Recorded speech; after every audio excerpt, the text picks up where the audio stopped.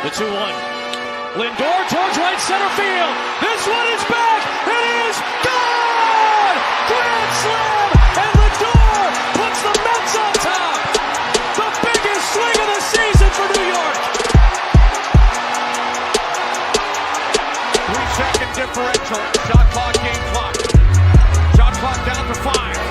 Here's Towns from 3. It's gone! Carl Anthony Towns with the dagger.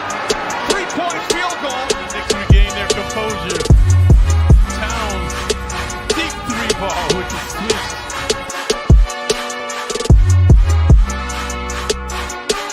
For what could be called the biggest game at Citi Field in nearly a decade. Third team in 3 years for Sean Manaea, making his 4th career playoff start, 5th appearance. Hard hit ball towards short, backhand Lindor, inning over.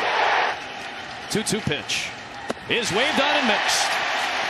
You see that fastball just stays on plane and then it just rides away from you. You think you're right on the barrel, it just keeps going. Another 2-2. Back-to-back strikeouts on the fastball. He got Rojas and Schwarber swinging. Bryce Harper. And now 2 on and 2 out in the 3rd. And a big spot early in game 3. Back to Manaea. And he gets out of the inning. The Phillies trying to get going in the early innings. The Mets have been very good keeping the Phillies down for the most part in the early frames of the first couple of games of this set. Gets Hayes swinging on a changeup. 1 down. Here in the 5th, Manaea home. Back-to-back. Change-up strikeouts for Manaea. There's 2 down. He's been pounding the fastball in, bounding it up, and so then all that does is open up, down and away. Back-to-back walks to start the 6th inning, and now it's Bryce Harper. 0-2. Got him. Big-time delivery from Manaea for a huge first down in the 6th inning. Manaea trying to finish it off with an 0-2 pitch. And if this is it for Sean Manaea, this place is going to go nuts. Let's see. That's it.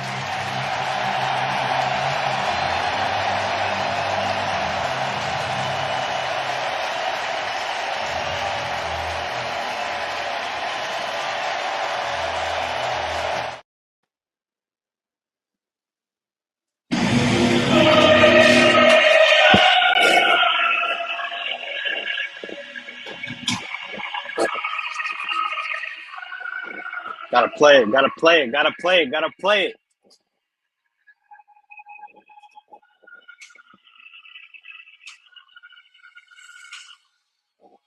Shout out to the Tribal Chief, baby. Welcome back.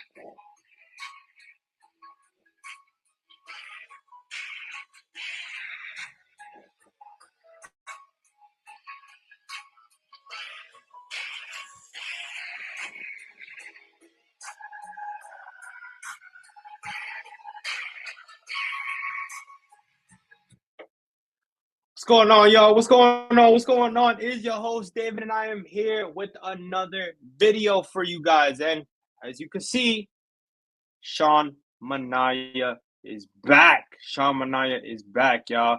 And it's right there in the bottom. Sean Manaea and the Mets agree to a 3-year, $75 million deal, $25 million AAV, according to the bomb himself, Jeff Passan. Now, of course, I'm happy. I'm stoked. I mean, this is a guy that proved a lot last year, put the team on his back going into the playoffs when a lot of our starters were hurt, couldn't really go more than 4 or 5 innings.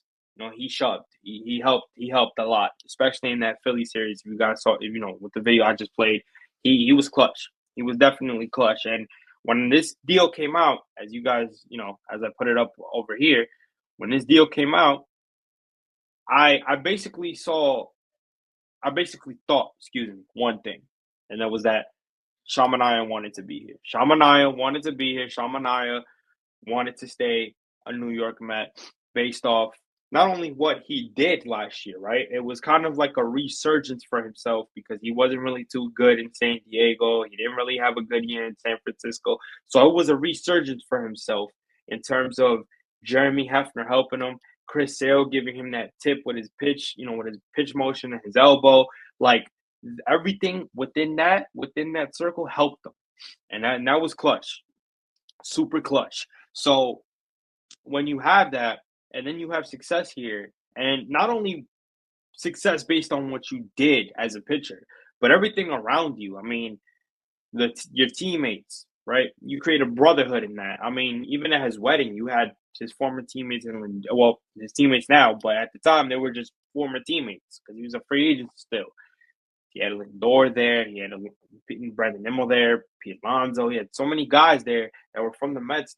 Jose Iglesias was there. Like, he had guys there that, you know, he had a personal connection with. And that right there, it speaks volumes to how well he felt with those guys and how well he felt with the organization. I mean, I'm sure Steve Cohen, Alex Cohen, David Stearns, they made him feel like at home because of not only because of who he is, right? But everything he had to go through with his family, you know, with losing his grandmother, how important she was. You know what I'm saying? Like, I'm sure they made him feel very comfortable to where it got to a point where he was telling, you know, Cohen and, you know, Stearns, like, yeah, I want to be back here.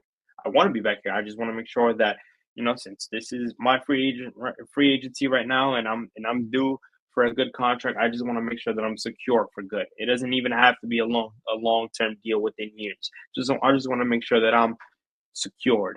And there you go. You know what I mean? And it goes back to what everybody says about the Mets building a culture here in Queens. You know, everybody is together. It feels like family, but he understands the importance of what this team needs to do and what their goal is, and that's to get to the World Series. And it started with Juan Soto. That was, I think, that's the signing that gets everybody else to come back here, or that gets somebody that wants to play here. And the reason why I say that is because now that you have your Sean Manaea back here, it could possibly be a situation where, you know, he's been in the rumors, but Alex Bregman might want to come here, might want to sign here. He saw what we did last year. I mean, he was bounced out of the playoffs in the first round against Detroit, right? He had enough time, ample time to kind of see what we did for the rest of the postseason, and he saw the magic that was here. So if Steve Cohen and David Stearns go up to him and be like, yo, we want to offer you this 6-year, 190, 180 something type of, $1 million deal, then that could work. That could work because now you're in a situation where you have a champion, right? He has a championship pedigree. He's played in pressure situations before, and he's able to play the infield very well at, 30 years old. So that could be an option. The only reason why I'm kind of against it, and I'm only against it if Pete Alonso doesn't come back. Now, if Pete Alonso comes back, and with some articles coming out that Alex Bregman said he's okay with playing second base, then to me, I'm looking at it from a standpoint of, like, I'm not a prospect hugger, but at the same time, I'm looking at it from a standpoint of you're kind of lowering the development a little bit of a Ronnie, of an Acuna. Jeff McNeil, he doesn't have to play every day. I think it's time to send that brother out, as much as it would pain me because, I like Jeff McNeil, but that brother's gone. But he's not the same hitter that he was in 2022, unfortunately. But you got your young kids in Acuna and Ronnie, and you're in a situation right there where, they may not be able to start in the season because Alex Bregman's playing second base. Now, he'll be able to play third base, in my opinion, if he does come here, if Pete doesn't come here, because now you're telling Mark Vientos, yo, we're gonna have you play first from now on because Alex Bregman's here. And again, I wouldn't be upset. I would just feel bad because, yes, Mark Vientos has played first base many times before in the minors, but I think he's put a stamp for himself at third base. So when he's put that stamp and he did what he did last year offensively, it's like you kind of owe him that. I know people are going to be like, they don't owe him shit, but it's like, dude, you know what I'm saying? Like, he's earned that. So for the young kid that struggled so much going up and down, where the team really didn't give him any consistent starts, and he, quote unquote, didn't have a spot here. Now that he did what he did last year, it's like, yo, I want to see that. I want to see him try to duplicate that. So it's like an up in the air for me. But in terms of this whole Sean Manaea thing, going back to it, I think this is a great signing for the Mets. You bring back a guy who seemed like he was comfortable here, who can probably try to duplicate what he did last year. Now the the best thing about this is that it doesn't tell me that the rotation is done, that they're not going to go look for more pieces for the rotation. I think they are.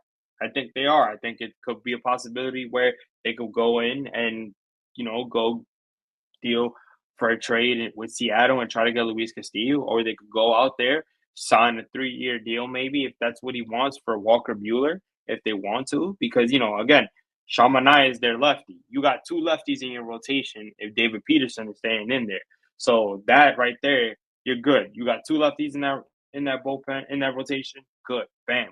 So now you could pivot to either Luis Castillo or you could pivot to Walker Buehler, right? Or go get yourself a Corbin Burns. So Corbin Burns would probably be more expensive because now you're offering a guy like the 200 range as well, for a 7-year deal. So kind of close to what Bregman wants, but obviously 2 different positions. But it's with pitches, they're a little bit more delicate, right? Because of how their preparation is and how they go by their weight consistently when getting ready for a start. So it's going to be up in the air. David Stearns has proven and has shown that he does not like giving pitchers long-term deals. And there are a lot of people out there that say, well, maybe you have to. Based on what you did last year, you have to take that risk. And I necessarily understand where they're coming from, but I don't see my president of baseball operations going that route because he signed so many inning eaters. And I know people are talking about, well, he needs to – this isn't Milwaukee. He needs to, put his foot down and basically start signing pitchers. And it's just like, no, he doesn't, because he's had success in Milwaukee with, guys that he's been able to groom and grow. So why would he step away from that philosophy all because he's in a bigger market with an owner that's actually spending? No. If anything, Steve Cohen wanted David Stearns here to follow that method, that you know what I'm saying, that whole philosophy that he's built on taking pitch, reclamation projects and turning them into quality arms. So I think he'll be able to do that. He'll be able to do that with the Clay Holmes, with a Frankie Montas, with a Griffin Canning. If Griffin Canning is in this rotation, which I don't think so, I think he'll be a long reliever, but he'll be able to try to fix that. He did it with Sevy, right? I know people talk about, well, Sevy has good stuff. He was just struggling. And I think at the end of the day, I don't think Sevy, if the Mets didn't go after Sevy, yeah, he was going to go somewhere else. But I think they were able to work on specific things with him in terms of his fastball location, in terms of throwing his slider better, in terms of just working his pitch, his changeup to a better degree. I think that has worked under the eyes and the tutelage of Jeremy Hefner and what David Stearns brings. So I think it benefits a lot. It benefits a lot. So we'll see how that goes. We'll see if they do still make try to go in for another pitching piece within the trade, or if they try to sign. We still got the Pete Alonso situation. That right there is an ugly situation because, like I said, with the whole Bregman thing, to me that matters. That happens whether Pete is here or not, right? If it does happen, it does happen. But I'm saying Pete being here or not affects where Bregman's going to play. Because like I said, if Pete's here, Bregman is most likely going to have to go to second base because I don't think they'll move Mark Vientos. I don't think they'll put him in second base. Especially if Alex Bregman, like I said, came out and said, yo, I'm willing to play a different position if I have to. But then if Pete's not here, then you can move Mark Vientos to first base, which he has played in the past, in minor leagues. You move him to first, and then you put Bregman at third. So you got different options there, but I think it all stems from Pete Alonso and what he does, right? So they got options, man. This signing, like I said, it doesn't tell me that they're done. It tells me that they are still gonna go out there and go get themselves another arm, whether it's via trade, whether it's through free agency. You still got, like I said, a Corbin Burns. You still got Walker Buehler. You still could go get that trade piece and Luis Castillo. And if that means selling some of your prospects, then they have to. You know what I'm saying? Or they could be like, listen, we'll give you an Acuna if that's what you want. We'll give you a Ronnie if that's what you want. But we want one of your young pitchers. I don't think Seattle would do that. but I think that's where the conversation could lead. The Pete situation is a little bit more of a hard case because, for those of you that do know, the article that came out about the Mets offering him a 7-year deal of 150 plus, and he declined it. And he had signed with Boris. Before that offer came, he had signed with Boris, and I'm sure they probably thought, listen, Pete Alonso is a 30 to 40 plus home run hitter. He's gonna get a big deal whether his average is low or not. And that's just not the case, man. That is not the case. Jeff Passan put an article out a couple of days ago basically saying not every team is interested in giving Pete Alonso that long-term deal. No, because he strikes out a lot. He's not how he used to be in 2022 in terms of taking a lot of walks. And the average, a lot of teams just look at the average and be like, nah, I don't like that. I don't like that. Yes, he's going to be one of our best power hitters if we take him on our team, but I don't think they like that per se. I don't think they like the fact that there's a lot of struggling with him in terms of chasing the slider all the time. He really doesn't, come up with really, tough at bats a lot of the times. You know what I'm saying? He's forcing himself a lot of times. And there could be a thing where teams don't want to take that risk. So it just depends on what happens. I think everything kind of happens either before Christmas break, like either tomorrow going into Christmas Eve or after Christmas Day. One of those you're going to see, a P sign. You're probably going to see Walker Buehler sign. Like, you know what I'm saying? Like those lists that I just mentioned that the Mets could possibly look into and possibly get on their team. But yeah, man, the tribal chief is back. Sean Manaea is back on the squad, 3-year, $75 million deal. He wants to run it back. Welcome back, Sean. I wanted you back. I am excited to have you back, and I can't wait till we get to work because you got a superstar in Juan Soto. Fucking Francisco Lindor wants to play even better than he did last year. Even though last year was a success for him, he wants to duplicate that even more. And I know you have a tight relationship with Francisco Lindor, so it's dope that you are here and you're here to run it back so we could go get that shit. But with that being said, man, I just want to do this little quick video to kind of break down Sean Manaea being back with the Mets. As Jeff Passan reported it about at 1:44 a.m. So there you have it. It's official, pending physical. And yeah, Sean Manaea is back, baby. So let's get it going, man. Hopefully more news comes out. And, we keep adding. But I appreciate everybody. Thank you for tuning in, and I will see you guys on the next video. Peace.